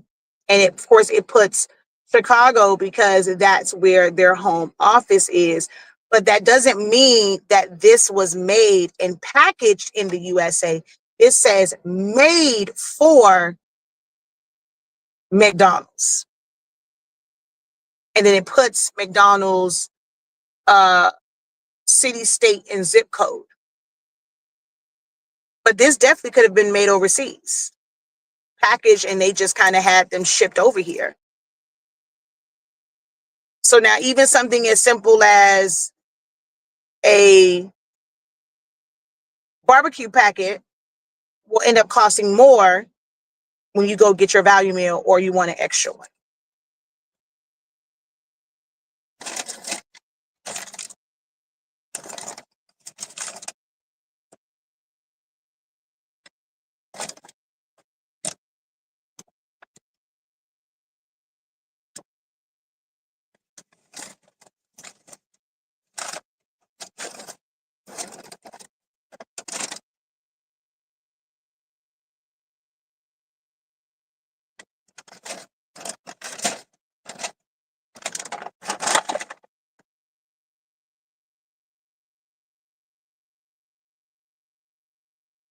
This bag says assembled in the US. This was definitely made overseas.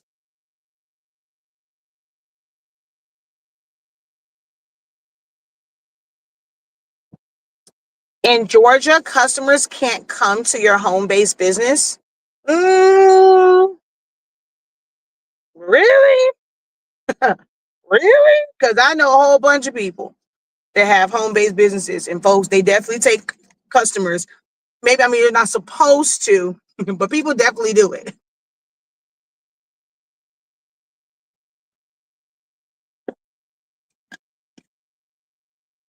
I know makeup artists, people that do hair, and they are definitely working outside of their homes.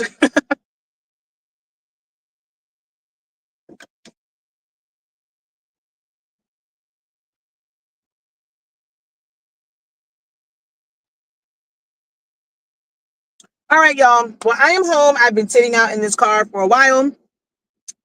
Time to go to work. I have today was supposed to be Canva for business, but I took some time for me this weekend. Um I really don't call it crafting. It's part of my business. Yeah, that's what I'm saying. Like I don't know. Um and it's so funny to me because there are some people where, you know, they were all craft, craft, craft, craft. It's so lovely to hear people say your creative business now when their whole messaging was your craft business. It's so lovely. But I guess it's also reversed because I'm forced to. I can't. It makes my throat hurt every time I have to say craft just to get people to listen in. Like just to grab people's attention, I have to say craft business. It makes my throat hurt every single time. Every single time. But we do have there are things that you can do to, I'm not going to say safeguard your business, because if you are not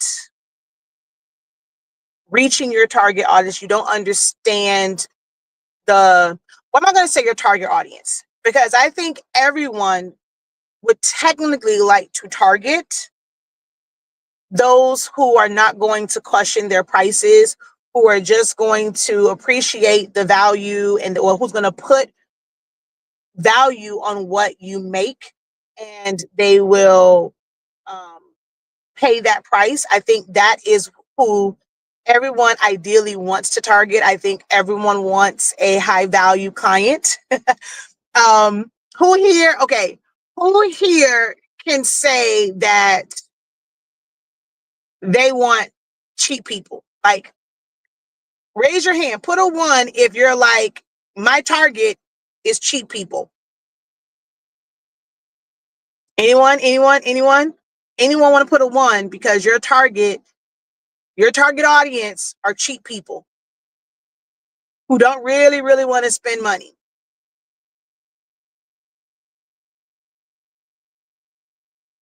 Put a 2 if your ideal target audience are those who aren't going to question your prices and they see value. Put a 2 if that is your target.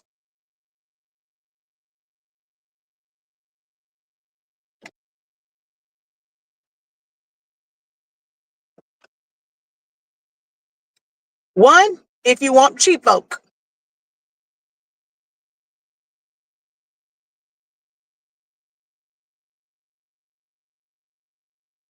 Okay, so I see some 2s. All right. So now with our 2s though, are those the customers that you are getting? Let's say the majority. You might have some, but do you find that the majority of your customers purchase without question,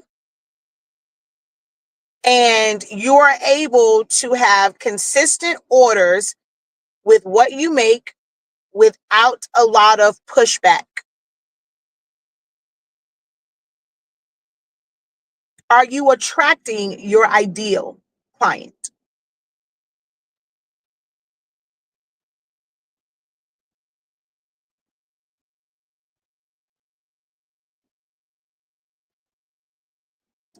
I have a local winery who has ordered with me so much because they get my customer service. I have had to raise my prices, and May again, they order 2-sided t-shirts in the hundreds. Awesome. That is so awesome.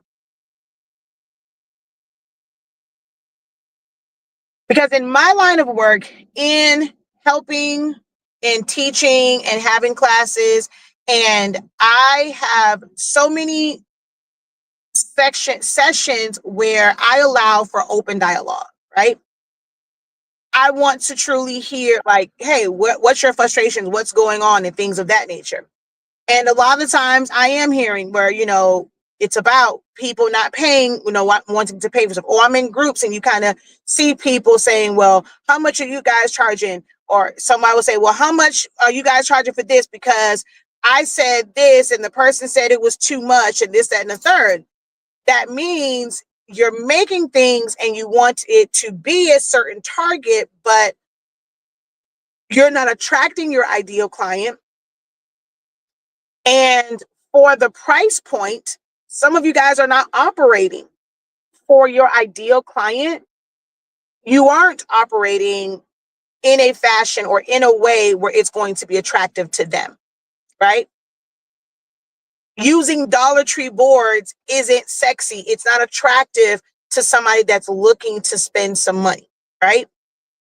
They want quality, but there are so many crafters that want to just craft it, and they want to do it the DIM way, which y'all call it DIY. I say DIM because most of you guys are doing it like I want to do it myself. Like, that's what your brain goes to, do it myself, right? So I call it DIM instead of DIY. And so you're looking for the least expensive way because, you're doing it, you're going to do it yourself. You're going to, in your mind, I'm going to do it myself. So you're not putting forth quality. I saw someone make a post, and literally in the top corner of their of their box, you could see the label for the foam board, like the Dollar Tree label, like the red, whoever it is. It's like, so this person opens up their box and you could see the label. That's not quality. Like, I should not see that a crafter wants to use up every single part of a board. If you cannot cleanly get that label off, then that area should not be used. You may have to use a second board or a third board in order to be able to cut all of your pieces out so that a label is not there. Someone who, even with a Dollar Tree board, who was concerned and their top priority was quality, they would be willing to pay for that extra $1.25, $1.25 for an extra board to ensure that you don't see a label. Because as a customer, I don't want to open this and I'm literally staring at a label.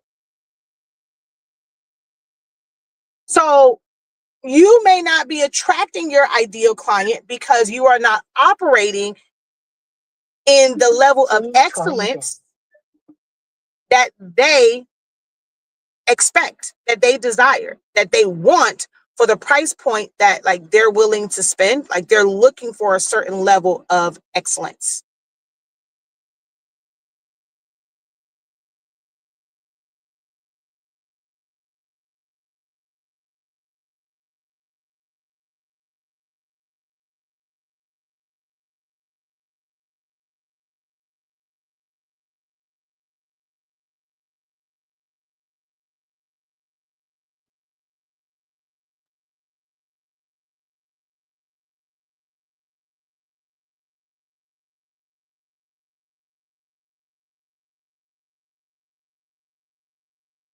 So just keep that in mind. But we have classes.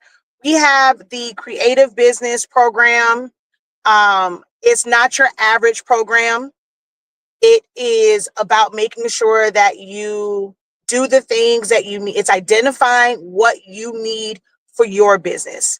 I don't believe in teaching someone my quote unquote blueprint, because your life ain't like mine. My life isn't like yours. Everyone has different limitations. Everyone has different things that go on in their life. Everyone has a different target audience. Like, there's just so many different variables. But what I am able to do is introduce you to, teach you certain principles that are standard across the board, and setting up our sessions in a way to where you actually get the work done if you are attentive in the class. You can't be somebody that wants to come to the class, oh, and I just want to listen in because I'm going to be working on my orders. You need to prioritize that time to be in the moment in that class so that you can actually do the things that we're doing because let's be honest, if you were able to do these things on your own, you would have done them and you wouldn't necessarily need a class or a program to help facilitate doing those tasks, right? So it's best when you show up and you're not distracted. I've had so many classes where people are like, okay, well, no, I'm working on this other order. I'm listening to, I'm gonna go back, I'm gonna watch the playback, and they never do. The program that we have, down to the smallest of what some people might seem as like the smallest of things, this month, we're making sure that you get those things done in your business. It's not to say that everybody has to have an e-commerce site.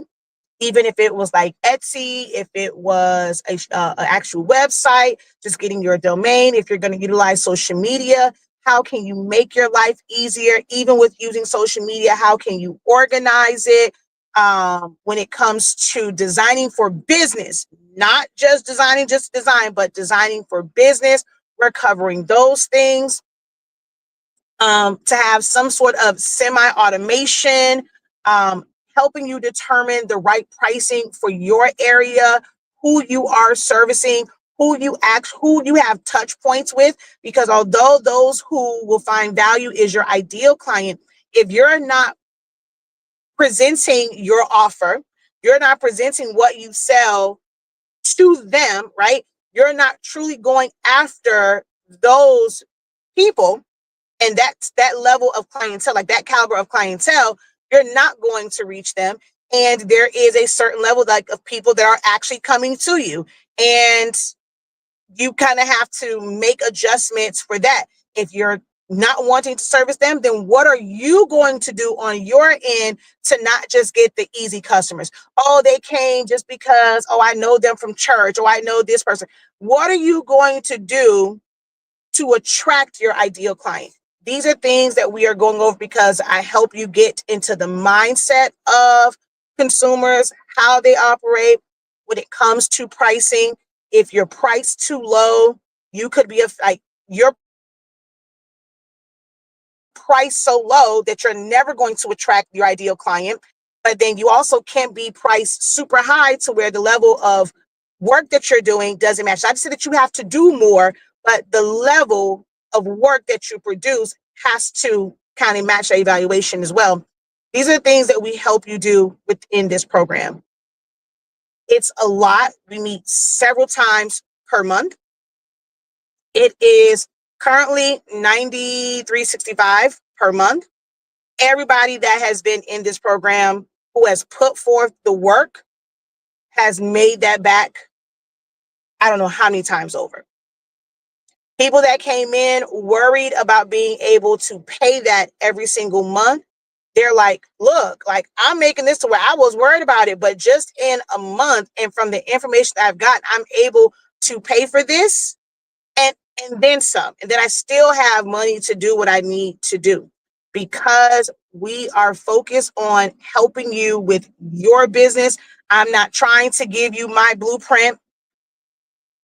My blueprint caused me to have a heart attack. I don't want anyone to experience that. Making smart decisions, working more efficiently is the goal. It does take work, but working with you to put that work in to set up great systems. Because if I can help anybody else avoid, I mean, there's other risk factors, but I know for me, it was the amount of stress I put on my body, the lack of sleep, and just worrying about business that put a lot of stress on my heart. If I can help that not be a potential cause for someone to have a serious medical emergency, that is one of my goals in this program, is to introduce you to things and like make you aware, hey, this is something that's going to come up. Hey, be prepared for it. You may not be experiencing it now, but keep this in the back of your head. Take notes on it so that if it does happen to you, it won't be such a shock to your system, and you'll already have the tools and resources to kind of get out of that situation, hopefully unscathed, right? You know, get out of it a little bit easier. That is my goal with this program, this Creative Business Accelerator program. You still have time to enroll. April is all about getting the things done. We have co-working sessions, we have accountability sessions all this month. So join us. And if you're wanting to like do different things creatively, we have the Creative Business Program. I'm actually about to, so we have our one for phone board. I'm about to release some things in that. And we're doing a new program for party favors and things of that nature. Although I sell sublimation paper, sublimation is cool, which I use it and it's incorporated for different things. But it's, I mean, once you know how to press something, there isn't a whole lot of like the design part is the most important part. The sublimation part, I mean, it's really straightforward. You print it, you press it, and you use it onto speaking paper, you press that 365, 30 seconds, and you call it a day. It's really the design part that gets most people, and we have more classes for that. So if you're looking to elevate in design and things of that nature, definitely check out our classes. We have a lot more sessions coming up in the next couple of weeks. Okay.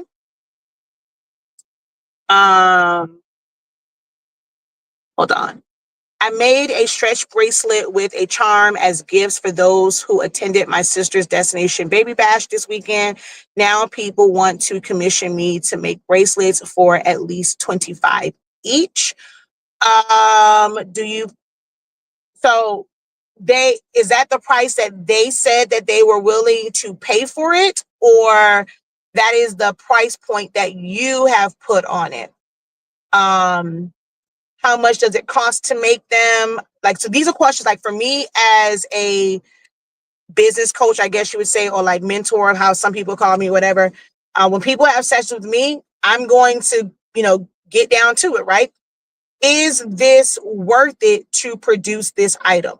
There are a lot of things that they are great as DIM, do it myself gifts. Like, you are saving on the labor from paying someone else, right?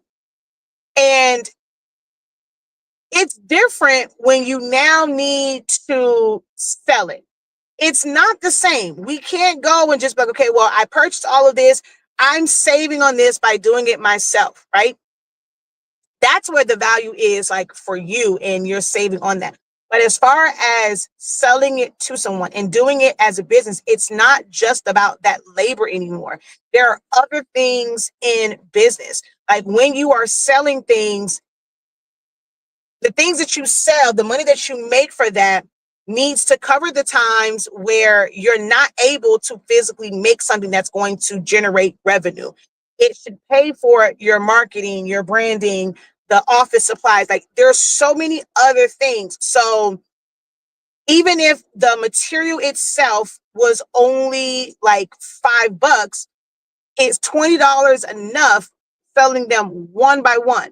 If you made a bunch of them, okay, that might make a little bit more sense. But if people want you to, and you're saying the word, they want to commission me to make one for them. If it's going to be completely customized for them, $25 may not be enough. Like, if you're doing one-offs, if it's not something that is like everybody's getting the same thing, where it's like mindless, where I can just go and do this, I don't have to think about it. If I have to really put thought into yours, and even just in how I arrange the charms or how I do this, that, and the third, $25 may not be enough. They would pay at least that. I agree with you. I need to price it out, materials and labor. If not, and this is why y'all need to be in my program. I'm telling y'all, these craft groups have y'all thinking that the only thing that goes into pricing is materials and labor. That is false. That is not the only thing that comes into play when it comes to a business. There are so many other factors, and some of the things that creatives make, they just don't make a lot of business sense. They are great as hobby projects, as craft projects. They are not great as things to sell in business, because what it would really take for this to be worth your while, the price point is going to be way, way higher. There are some things that some people just need to DIM themselves, because they don't want to pay for your labor, your marketing, your branding, your customer service, your website, like all of your overhead. They don't want to pay for all of that stuff, right? They just want that thing. But all of the things for a business play a part in how something is priced out. This is why y'all need to be in my program. If your way of thinking for pricing is just material, supplies, and labor, you need to be in my program.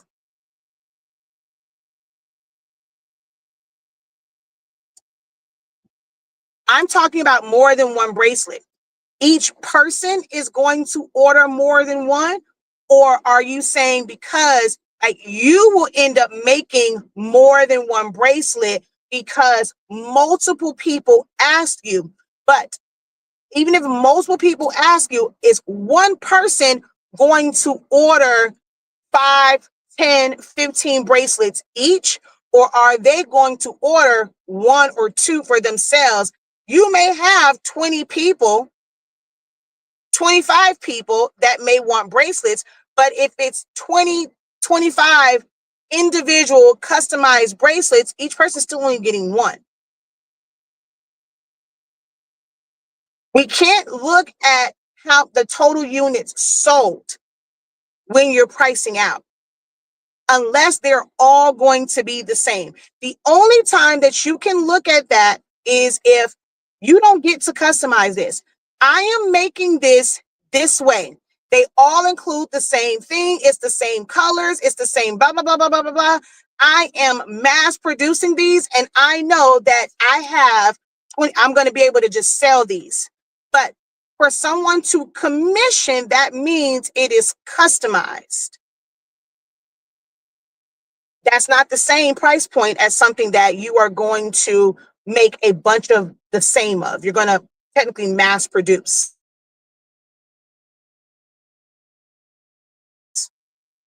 That's another big mistake that people make, is they're clumping all of their orders together. Oh, I can sell 200 shirts. But did you sell 200 shirts to 200 people? Or did you sell 200 shirts to one person, 200 shirts to two people, where they each got 100 shirts apiece? But if it's 200 shirts to 200 people, each person only ordered one shirt, that can't be the same price.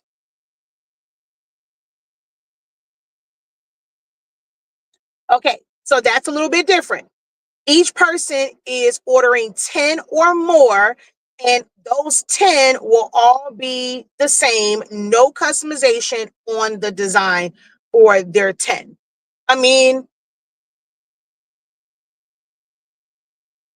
so the fact that you know that part, that's a good starting point. Like I said, without really going through like all of the details to kind of know, like, is this something that will be a staple in your business? Will it be your signature product? Is this something that, in order for you to have it be at a reasonable price point, do you have to buy things in bulk? Will you be able to utilize all of that material up? Or will you end up with leftover material that won't technically, be paid for? Are you losing money out on that way? So what's one of the things that, we talked about in my session was, what is your signature product? Because that's the thing that you could really plan around. If you had to sell this thing over and over and over again, and this became the thing that you were known for, the thing that everyone was ordering, how much would you need to sell this one item for it to make it worth your while financially? That is where you guys should be starting at when it comes to a business and pricing it out. You can't look at, oh, I'm doing this, and this, because that is so scattered. It's not guaranteed. Somebody might order this product A, and then someone's not going to order product A for another 2 months. Someone might order product B every single week because this is a prime time for it.